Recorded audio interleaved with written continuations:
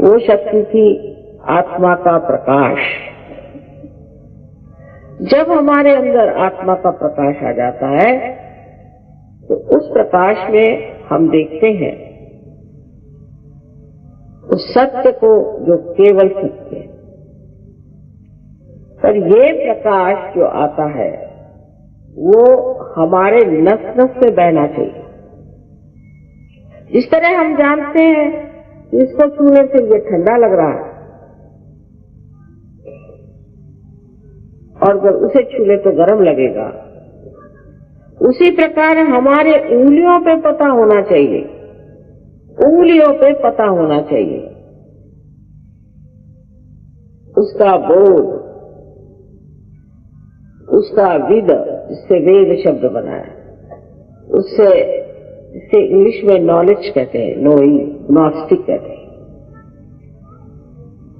जब तक ये घटित नहीं होता है, जब तक हमारी वो स्थिति नहीं आती है, तब तक हम एक भ्रम के चक्कर में न जाने क्या क्या करते रहते हैं।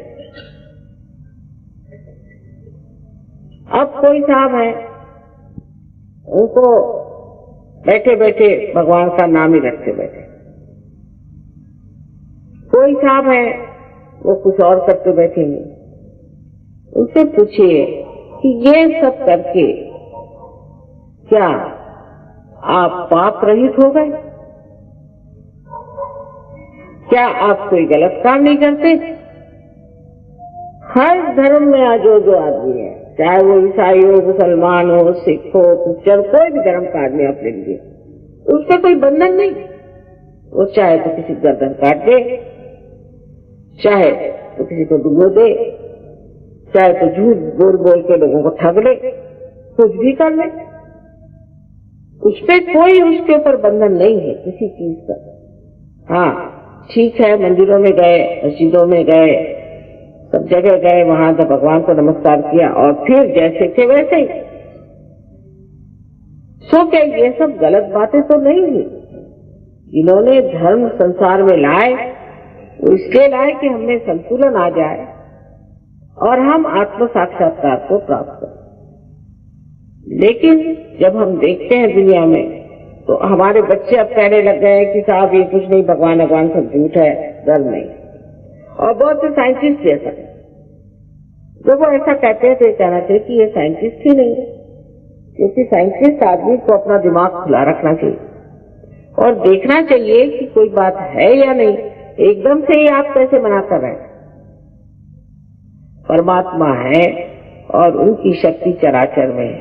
और जितने भी संत साधु संसार में हो गए, जो सदगुरु थे, उन सब सदगुरुओं का भी जो जीवन था वो बिल्कुल असल, नकली नहीं था। वो खालिस लोग थे, बिल्कुल शुद्ध लोग थे और उसी शुद्धता को आप भी प्राप्त कर सकते।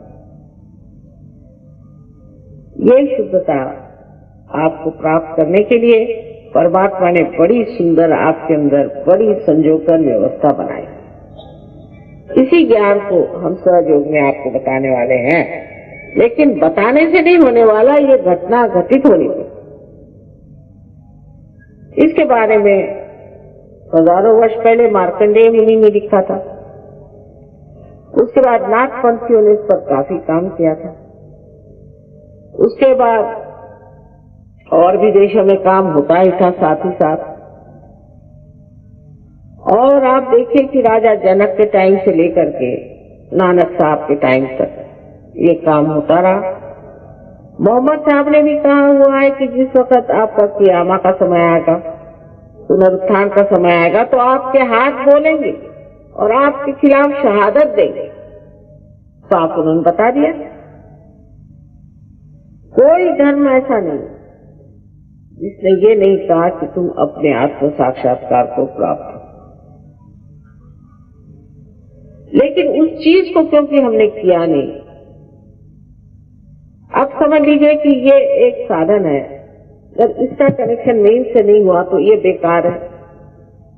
जब तक आपका कनेक्शन साहिब से नहीं हुआ, सदगुरु वही जो साहिब मिली है, जब सांप से अगर आपका नहीं हुआ है, उस परमात्मा से, चराचर में फैले हुए इस निराकार परमात्मा के प्रेम से आपका संबंध नहीं हुआ है, तो सिर्फ प्रेम की बात करने से कुछ प्रेम वेम नहीं होता।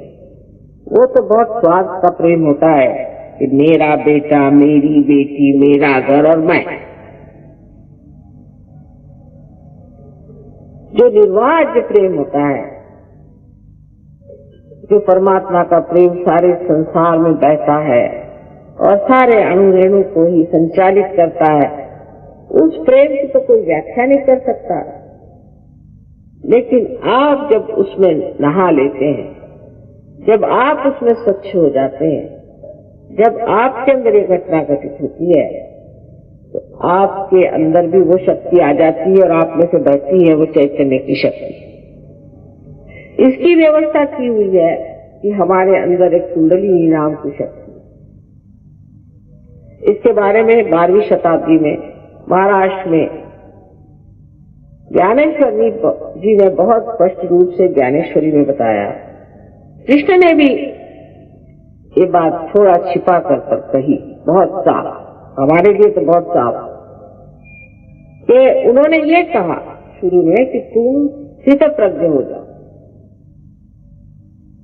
स्थित प्रज्ञ माने जहाँ बैठे हैं वहीं आपके अंदर प्रकाश आ जाए, प्रज्ञ, प्रकाशित ज्ञान आ जाए।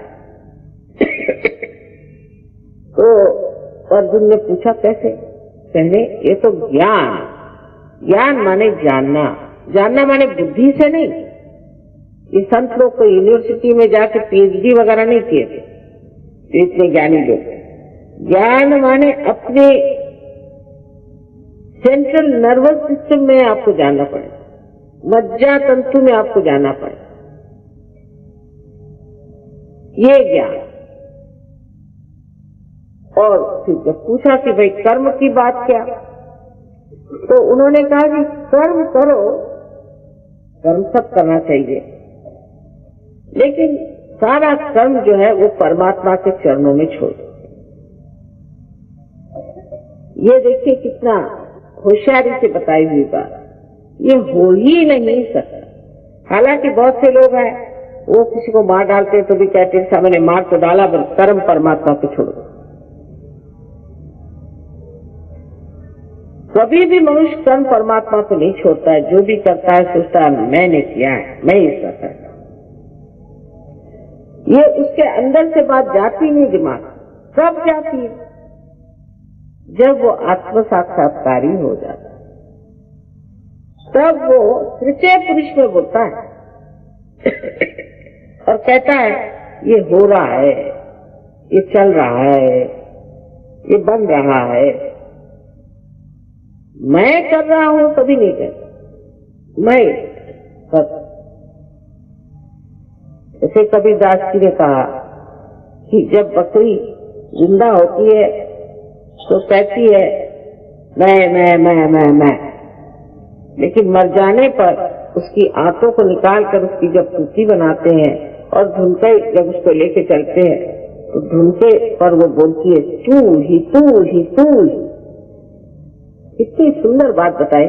एक जुलाहा थे लेकिन क्या बातें करी। तो उस परमात्मा के साम्राज्य में रममाण होने के लिए मनुष्य को कुछ करना नहीं पड़ता है, सहज। कोई सी भी जो बात बहुत ही अपने जीवन के लिए बहुत जरूरी होती है, उसके लिए प्रयत्न करने से बिगाड़ आ जाएगा। जैसे कि हमारा श्वास अपने आप करता। अगर इसके लिए हमें कोई गुरु करना पड़े और किसी गुरु को पैसा देना पड़े या किसी यूनिवर्सिटी में जाकर इसके लिए डिग्री देनी पड़े या हठियों में अपने सर के ऊपर खड़े होना पड़े तो हो गया, सब लोग ऐसे ही खत्म हो जाएगा।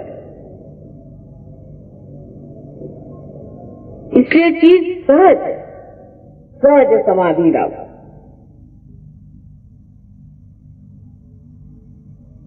और वो जो सहज चीज है उसको अगर आप सीधे से समझ ले तो अपने अंदर त्रिकोणाकार अस्थि में कुंडलिनी नाम की शक्ति है, उसको कबीरदास जी ने सुरति कहा।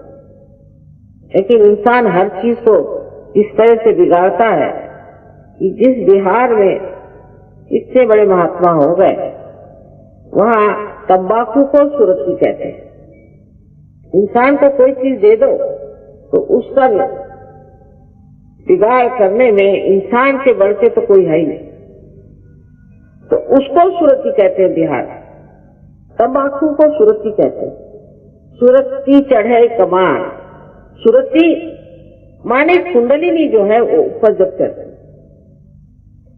और वो षट चक्र को भेद करके और इस चराचर में जो ये परमात्मा की प्रेम की शक्ति से एकाकार होती है, वही असल में योग है।